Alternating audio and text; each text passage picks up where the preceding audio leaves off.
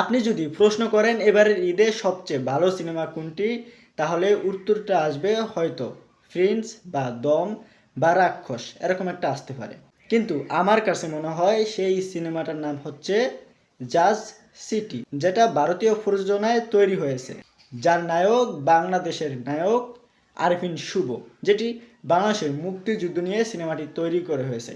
সিনেমাটির বিভিন্ন ক্লিপ দেখলাম, বা যাতে যেই ক্লিপগুলো দেখার মাধ্যমে বুঝলাম সিনেমাটা দুর্দান্ত এবং ফ্যান্টাস্টিক। সিনেমার ডিরেকশন সব কিছু অসাধারণ, যা আপনারা সোশ্যাল মিডিয়ায় দেখবেন।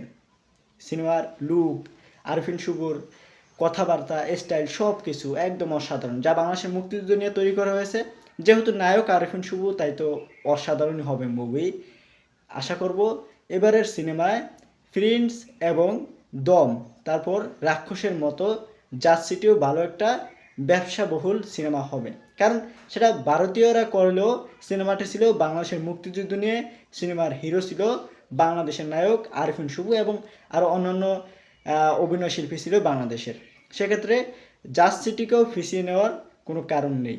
সেক্ষেত্রে আরও অন্যান্য সিনেমা আছে, সব সিনেমাকে এগিয়ে নিয়েই বাংলাদেশের চলচ্চিত্রকে এগিয়ে নিতে হবে, বাংলাদেশের নায়কদের এগিয়ে নিতে হবে।